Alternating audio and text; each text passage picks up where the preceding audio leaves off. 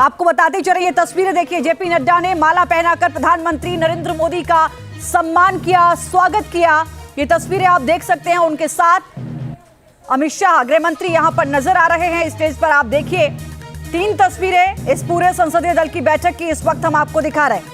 और सबसे बड़ी बात, ये तस्वीरें उस दिन भी आपने देखी थी जब इस जीत का जश्न मनाने के लिए कार्यकर्ताओं से मिले थे। तालियों की गड़गड़ाहट के साथ पीएम मोदी का स्वागत उस वक्त किया गया था। विकास चंद्रा हमारे साथ जुड़ चुके हैं इस खबर पर। विकास, ये शानदार तस्वीरें सामने आई हैं, लेकिन सबसे बड़ी बात यह है कि जो आज ये बैठक होने जा रही है, इसके अहम मुद्दों पर जो चर्चा होगी उसके बारे में विस्तार से बताइए।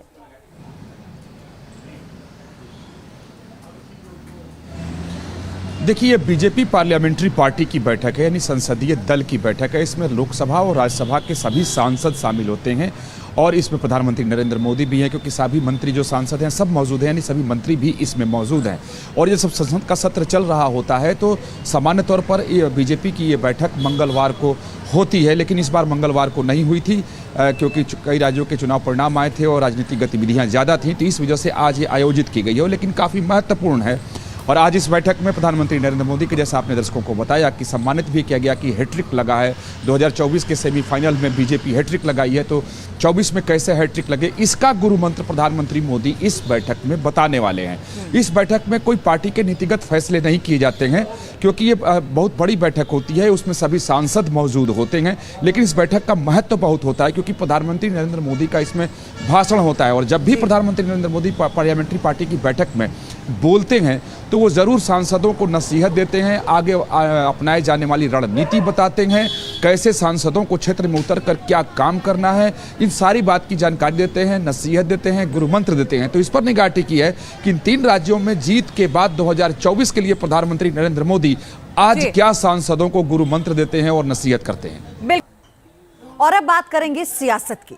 मध्य प्रदेश, छत्तीसगढ़ और राजस्थान में शानदार जीत के बावजूद बीजेपी ने अभी तक सीएम के चेहरे का ऐलान नहीं किया है।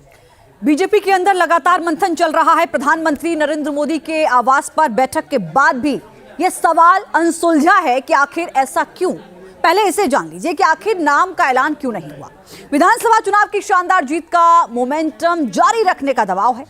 2, बेदाग और विवादों से दूर छवि की पहचान करना है। नंबर 3, मुख्यमंत्री चेहरे की सियासी उपयोगिता क्या रहेगी, यह बड़ा सवाल। नंबर 4, संगठन को अहमियत देने वाले नेता की पहचान भी करनी होगी। नंबर 5, यह कि गुटबाजी से दूर काम करने वाले चेहरे का भी चयन होना है। दरअसल इसमें सबसे बड़ा पेच पहला पॉइंट है। जी हां, जीत का मोमेंटम बरकरार रखने का पार्टी 2024 में और आगे ले जाना चाहती है। और इन 3 राज्यों का लोकसभा का समीकरण देखकर इसे समझा जा सकता है। कैसे समझा जा सकता है?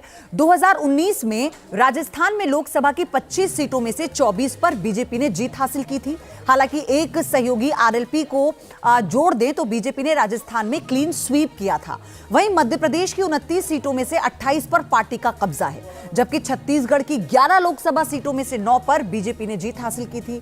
इन 3 राज्यों से लोकसभा की कुल 65 सीटों में से बीजेपी ने 61 सीटों पर विजय हासिल कर एक रिकॉर्ड बनाया था।